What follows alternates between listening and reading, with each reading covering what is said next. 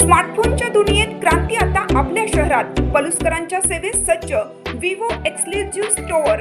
आता विवोची superfast T series आणि गेमिंगसाठी जबरदस्त आयक्यूचे सर्व लेटेस्ट मॉडेल्स आता आपल्या पलुसमध्ये उपलब्ध.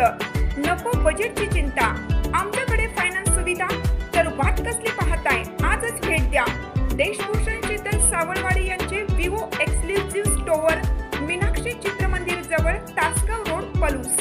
संपर्क 94 21 22 42 54 किंवा 91 72 57.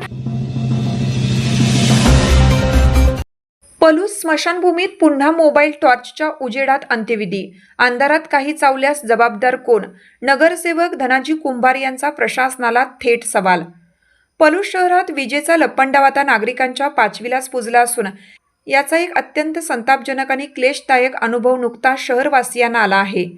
पलूस नगर परिषदेच्या स्मशानभूमीतील विद्युत व्यवस्था पूर्णपणे कोलमडल्यामुळे शुक्रवारी मध्यरात्री एका अंत्यसंस्कारासाठी चक्क मोबाईलच्या टॉर्चचा आधार घ्यावा लागल्याची दुर्दैवी घटना घडली आहे.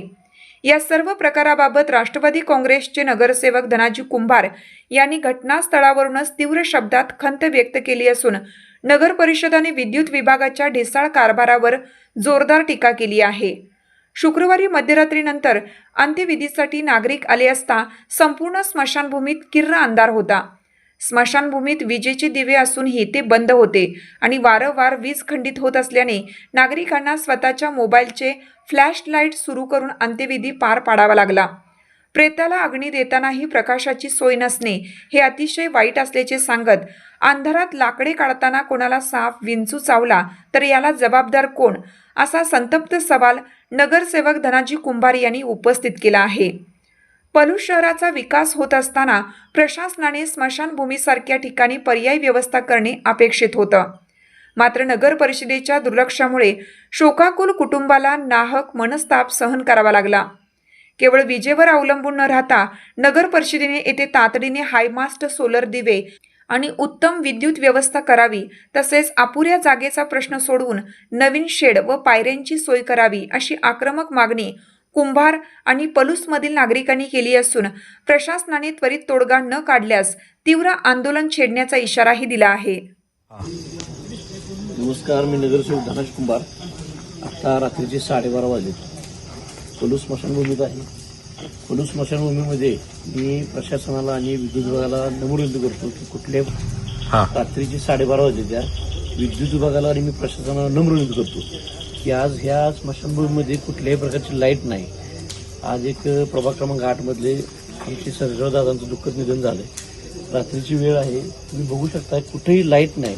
आजूबाजूला सगळी लाईट आहे, स्मशानभूमीत लाईट नाही. तिथे लाकडं काढायची इच्छू काटा साप हे काय चावल कुणाला काय सांगता येत नाही. परिस्थिती एवढी बिकट आहे की आता मोबाईल टॉर्चमध्ये आम्ही अंत्यसंस्कार केलेले आहेत. एवढी वाईट अवस्था आहे.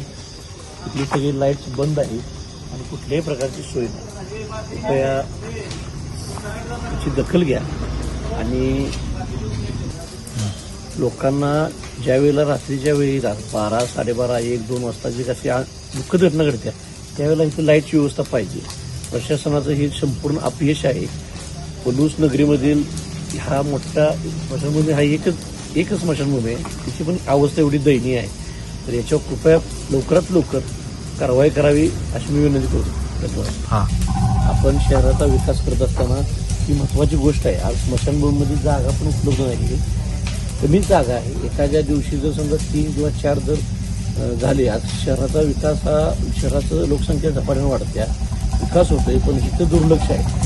ही महत्त्वाची गोष्ट आहे.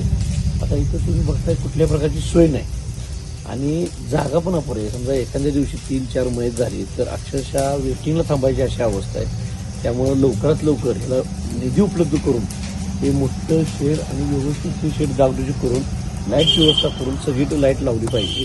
आणि इथं माळी समाजाचं जे वर जायचं भाग आहे इथं पण पायऱ्या नाही, पायऱ्या झाल्या पाहिजे. माळी समाजाची दखल उभी इथं पण पायऱ्या नाही, पायऱ्या झाल्या पाहिजे आणि पूर्ण स्मशानभूमीचा कायापालट झाला पाहिजे. लवकरात लवकर दखल घ्या.